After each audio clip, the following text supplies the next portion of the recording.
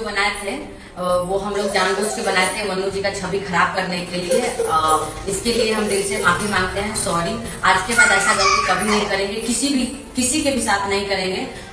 इसके लिए दिल से सॉरी। बोलो, कोई बात नहीं, मैं बोलने भी नहीं बोलूंगी, क्योंकि तुम भी जानती थी अति हो गया था, सब जान रहे थे।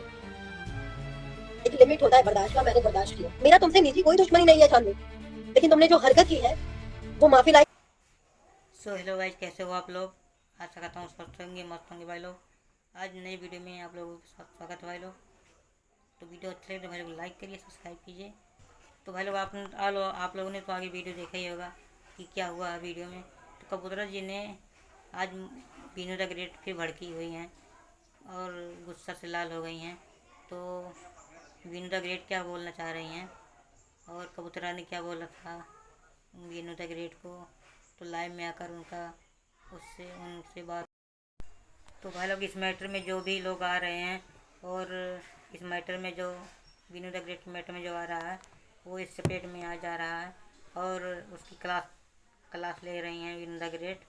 और किसी वीडियो में चांदनी ने कुछ बोला था कि ये लालच में ऐसा कर रही हैं बीनू द ग्रेट, ऐसा कुछ नहीं है।